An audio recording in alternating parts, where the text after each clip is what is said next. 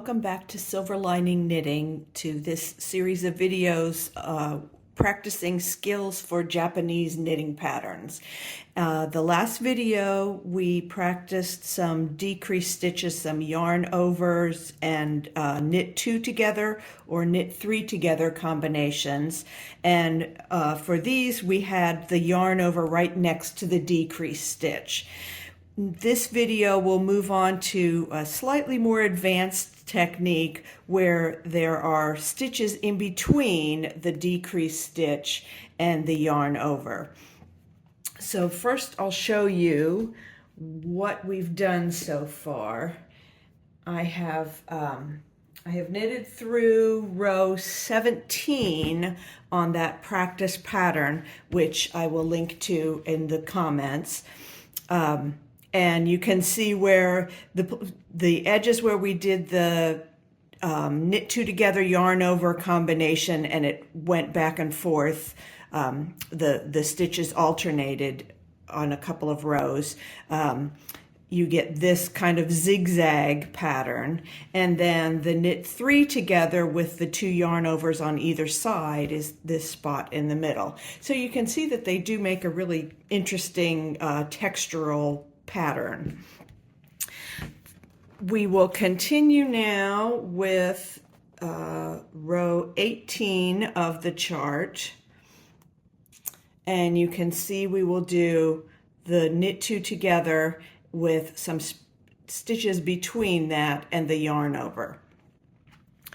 So I will get started and show you.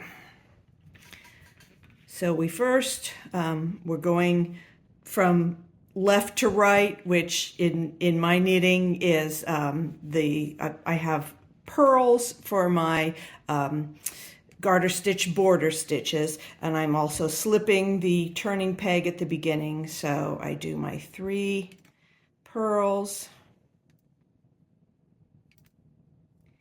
and a twisted knit at the edge of the pattern.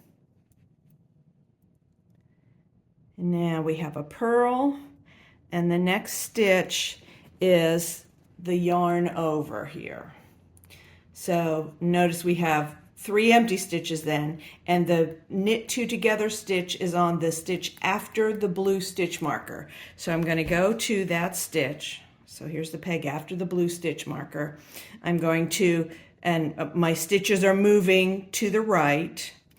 So I'm going to pick up the next stitch and move it over, and then 2 and 3 and 4. So now I should have the 2 stitches together on the peg next to the blue stitch marker, and the yarn over 2 stitches to the right of the pink stitch marker. So here we go. There's my 2 stitches together, and here's my yarn over, and now I just knit the stitches off. So I wrap for the yarn over, and then I have 3 regular knit stitches and the knit 2 together. So I can just wrap those all and knit them all at once.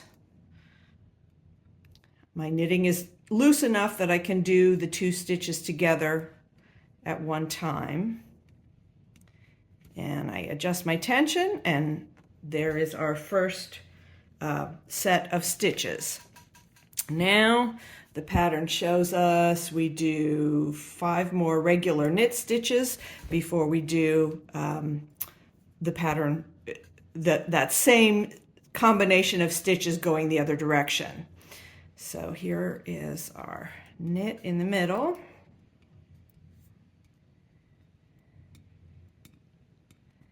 Now we have, again, our 2 stitches together, this time leaning the other direction. My stitches are going to move from right to left.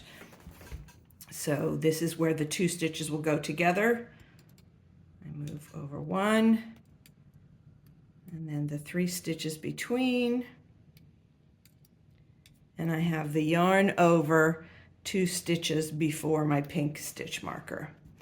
So again, we can just knit those all wrap them all and knit them off at once.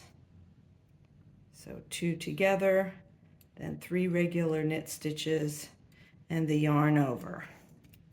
And I'll finish out that row. Let's see, we have a purl and then the twisted stitch and then purls the rest of the way across for the border.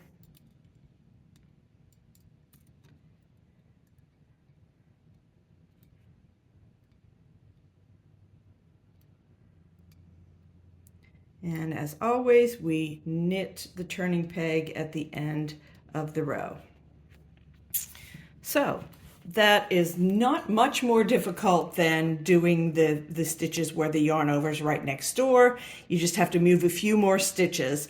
And that's another reason why I like using my Kiss looms, because it's easier to move the stitches from one peg to another. So I would suggest you knit the next few rows of the pattern, which have more of these combinations.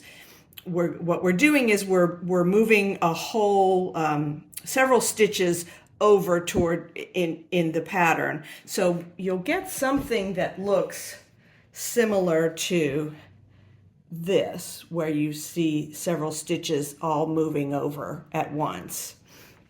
So knit up to, including row 23, and then I'll come back and we'll practice the knit 3 together with the yarn overs on either side. Okay, I've knitted through row 23. Now I'm ready to start on row 24, where we have this knit 3 together stitch with the yarn overs several stitches away on either side. So we will start with that row, which again is purls on the border. I've slipped that first stitch, the turning peg or edge stitch, and I do my 3 purls. Then I have a twist. And let's see, 4 more purls.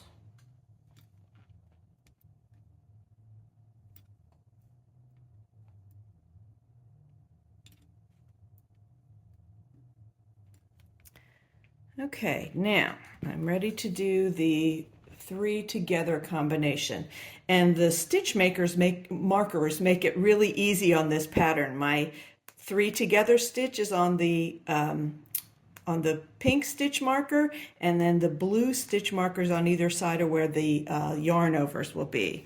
So I'm going to start here with my pink stitch marker. I'm going to actually, you can do it in any order you want to. I'm going to do all of them on one side first. So then I have my yarn over on the blue stitch marker, and then on the other side,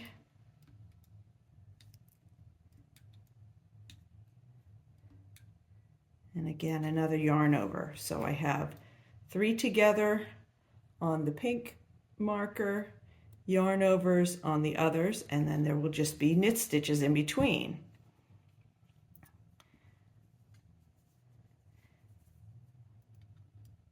I can almost always do a knit 2 together, pulling both stitches off at the same time.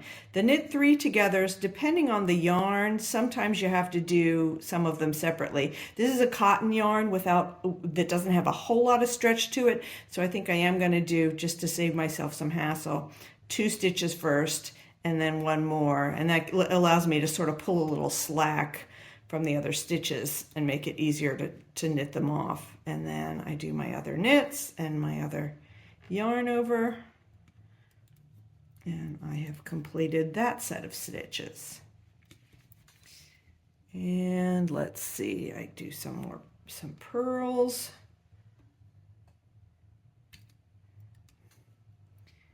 You may have noticed that this section of this pattern actually has a little bit of garter stitch sort of in the pattern itself. So I'm doing purls on this row, and then in the rows in between I'm doing knits.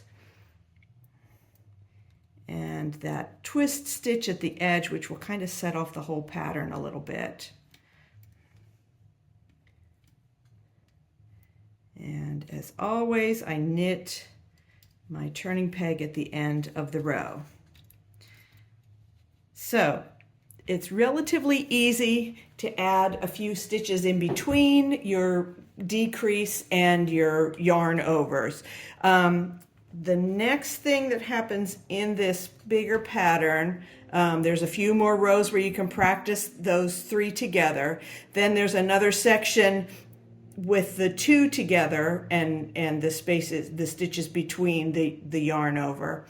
The next video we will work on these stitches, which are called lifted knot stitches, which is another really interesting element that you find in these Japanese patterns. So if you're knitting along with everything, you can knit up to row 41, and we'll start the next video on row 42 of the practice pattern.